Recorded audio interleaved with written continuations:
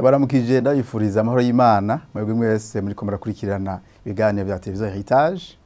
Uyu ni wa mwanya ukurikirana ikiganiro citwa Bibiliya ivuga iki. Mu kiganiro giherutse twarabonye ngene mu ntangamarara y'iki kiganiro ngene ivyanditswe vyera ari ubutunzi budasanzwe Imana yaduhaye. Kandi ubwo butunzi Imana yabutanze mu kiringo kinini cane, ikiringo c'imyaka 1500. Uravye igihe Mose yandikiye ibitabo vya mbere ukaraba n'igihe intumwa Yohana yanditse, hagati y'uwo mwanditsi n'uyundi hari imyaka 1500 kandi handitse abanditsi barenga 30. Tubikana ko ari ubutunzi budasanzwe Imana yatanze mu gihe kirekire kugira ngo uyu munsi tuvyakire tubigendere. Ivyanditswe vyera nizo bituma umuntu amenya ivyizegwa, umuntu amenya gusenga, umuntu amenya ngene akwiye kwifata imbere y'ikiremwa muntu n'imbere y'Imana yaremye.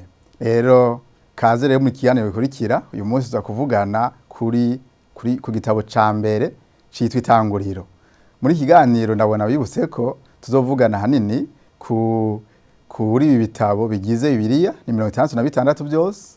Isezerano rya kera rigizwe n'ibitabo 39, isezerano rishasha rigizwe n'ibitabo 27. Uyu munsi rero reka tuje ku gitabo ca mbere, igitabo citwa Itanguriro. Iki gitabo c'Itanguriro ni igitabo canditswe n'umugabo yitwa Mose.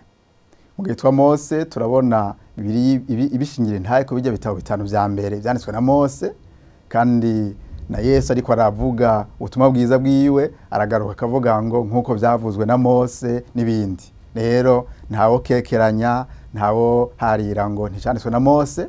Hanyuma mbega vyanditse ryari? Itariki abantu benshi bahurirako ni itariki 1440 kubera ni ijya tariki ni muri ijya micungararo ijya myaka aho Abisirayeli bava mu gihugu ca Egiputa, Imana ikabarokora ikabafatana urugendo kugira ngo izobashikane mu gihugu c'isezerano. Rero muri ijya myaka 1440 niho Imana ikangura umutima wa Mose.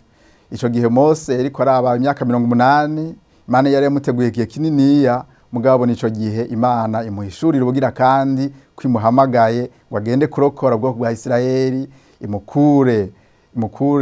abukure mu buja bw'abanyegiputa, ibashikane mu gihugu yabasezeraniye, igihugu c'isezerano c'i Kanani.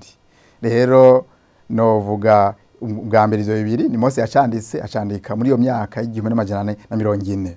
Hanyuma mbega ubutumwa bwiza burimo n'ubuhe canke yavyanditse kubera iki?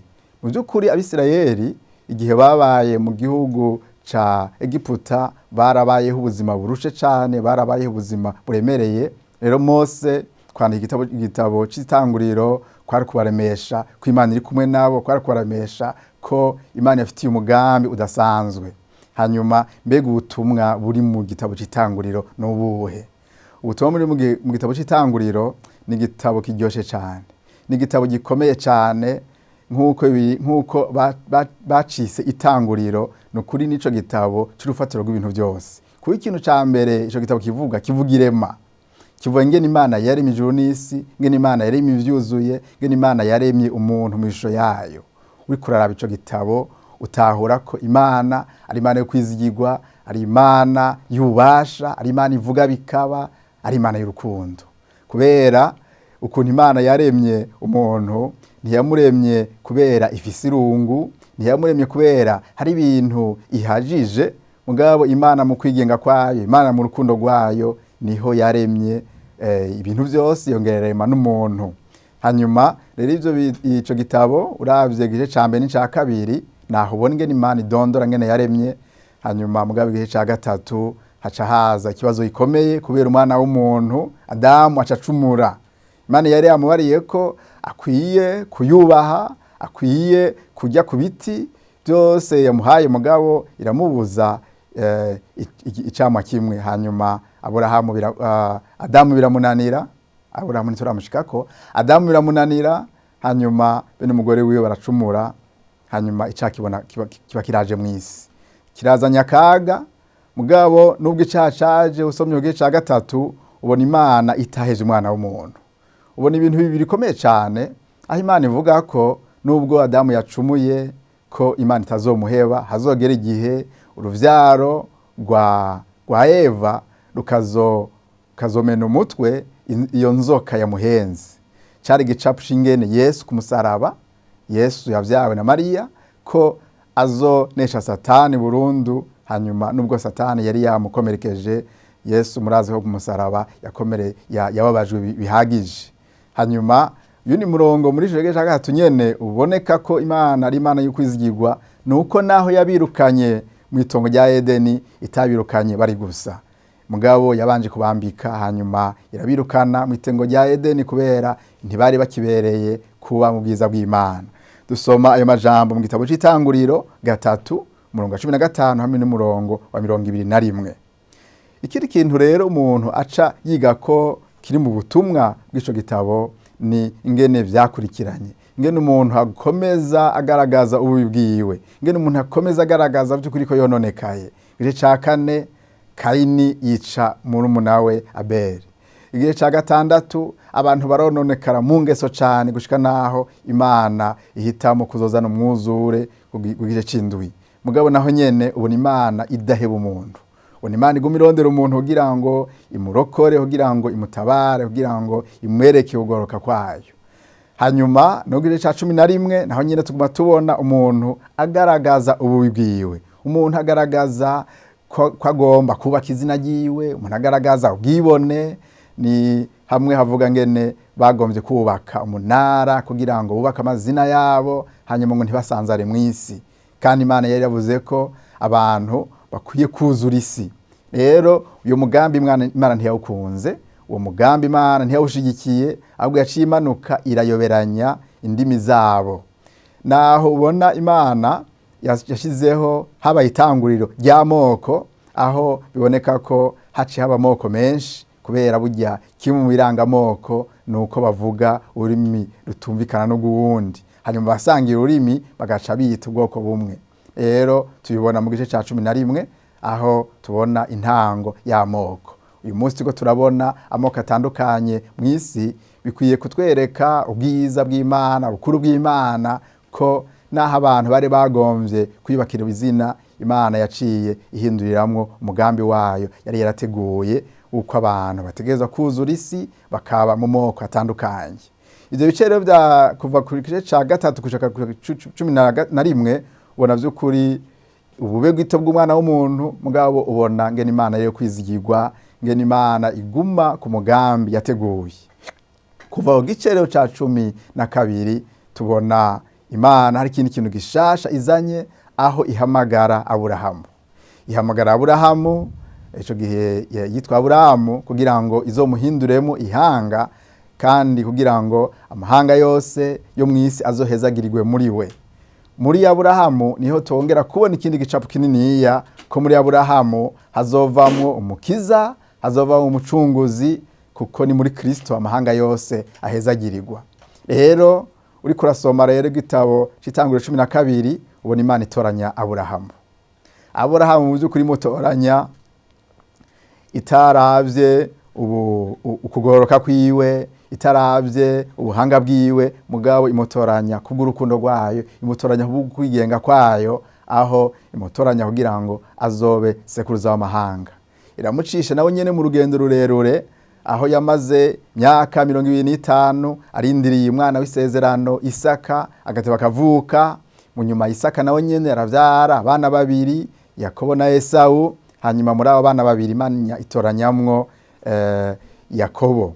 Hanyuma Yakobo nawe mu bana 12 yavyaye hariho abana 2 twogira ico tuvuze ko nabo ko ari abana batoranije mu buryo budasanzwe. Tubona Yuda hamwe n'uwitwa Yosefu. Yuda reka ndamuvugeho ikintu gikomeye, kuko Yuda niwe yahavuye akomoka ko basokuruza bazovuka ko Yesu azovamo. Aha tubona mu gitabo c'Itanguriro 49 meze nk'uyigwa imbere 49 umurongo w'10, Yakobo ariko arahezagira abana biwe, aragera igihe akavuga ku mwana umwe, hanyuma ageze kuri Yuda avuga amajambo y'ubuvugishwa ingene muri Yuda ariho hazova ubuganza abantu bose. Avuga ngo 49 umurongo w'10 ngo inkoni y'ubwami ntizova kuri Yuda, intahe yo kuganza ntizova hagati y'ibirenge vyiwe, nyeneyo ataraza, uwo niwe amahanga yose azokumvira. Mu by'ukuri Yakobo ariko arahezagira Yuda yavuze amajambo nawe nyene adatahura, kuko yavuze amajambo yakazoza cane, amajambo yo kuri Kristo. Hanyuma mugabo uri kurasoma rero igitabo c'Itanguriro cyane cyane uhereye ku kigabane ca 37 niho ubona amakuru y'uwo Yosefu. Nawe Yosefu ahanini ubona ariwe Imana ikoresha kugira ngo ibintu Imana yavuganye na Aburahamu bishitswe, kuko Aburahamu harageze igihe Imana ikira musezeranira ko azovyara Isaka, Imana ikira musezeranira ko hariho umugambi ukomeye iri kurategura ku gihugu ku mahanga azomukomokako. Imana yaramubwiye ati kandi Aburahamu ku gice ca 15 ati burya wewe abazokomokako bazoba inyagano mu gihugu ca kure. Rero ivyo vyagiye kuba ku mwuzukuruza wiwe, kuko Aburahamu yaravyaye Isaka, Isaka aravyara Yakobo na Esau, hanyuma Yakobo acaravyara abana 12. Rero uyu muhungu ya Yosefu nivyukuri nawe nyene yari yaciye mu bibazo bitandukanye, aho Yosefu abakuru bamwanka kagerageza hageze n'igihe bamudandaza. Mugabo ageze muri Egiputa nubwo yaciye mu bibazo bitandukanye byo gupfungwa, byo kubeshegwa, hageze igihe Imana imutera iteka araba uganza. Hanyuma acise uganza niho ibintu Imana yari yaravuganye na sogokuruza wiwe Aburahamu vyashika, kuko niho yaciye atumako umuryango wiwe umusanga muri Egiputa. Bose na bose ngo bari abantu 70, baca bamara y'imyaka 430. Iyo myaka rero 430 ntibaye imyaka yoroshe, yabaye ubwa mbere y'imyaka yoroshe kubera Yosefu bari bakimwibuka amateka yiwe. Rero barabubahira Yosefu. Mugabo Yosefu amaze gupfa, Yosefu amaze gupfa, abakomotse kuri Yosefu bose n'abavukanye bamaze gupfa. Hanyuma mu nyuma hakaza urunganwe rutigeze rumenya ibya Yosefu, niho baci batangura kuja kuba mu buja. Hanyuma Abisirayeli bararuha cane, barababazwa. Mugabo ivyo tuzobandanya mu biganiro bikurikira ku gitabo c'Itanguriro, ngene bababaje ngene barokotse. Mugabo uri muri iki gitabo c'Itanguriro uri kurasoma ibi vyose, mbega nibihe bintu nyamukuru umuntu yokuramwo, nibihe bintu nkora mutima umuntu yo kwigamwo. Ikintu ca mbere umuntu abona mu rukundo rw'Imana, nari nabivuze by'ukuri Imana mu kwigenga kwayo, Imana mu buntu bwayo niyo yahisemo kure mu muntu. Hanyuma tubona ukwihangana kw'Imana ingene naho umuntu acumura, naho umuntu agera kure, naho umuntu agenda mu vyaha, ngene Imana iguma imurondera kugira ngo imugarukane mu migendere yiwe nawe. Urukundo rw'Imana no kwihangana kw'Imana. Kindi tubona ni ingene Imana yigenga, ni ingene Imana itoranya uwigomba, hanyuma ikamushoboza, ikamuha ubuntu bukuyumvira. Turavye Aburahamu, ikamuha ubuntu bukwihangana kugira ngo Imana ishitse umugambi wayo. Rero tubona muri bino bitabo, mu iki gitabo tubona vy'ukuri ko Imana ari icungereye ubuzima bwacu, ko Imana ari icungereye ubuzima bw'ibihugu byacu, ko Imana ariyo iganje. Ni Imana yarongoye Aburahamu mu bibanza bitandukanye, ni Imana yarongoye Yakobo mu bihe bitandukanye bitari byoroshe, ni Imana yabanye na Yosefu mu bihe bigoye. Mugabo kandi ni Imana yamushoboje gushika ku bintu bikomeye, aho yabereye umugisha aba bene wabo. Hanyuma ikindi tubona ni ubwizigwa bw'Imana.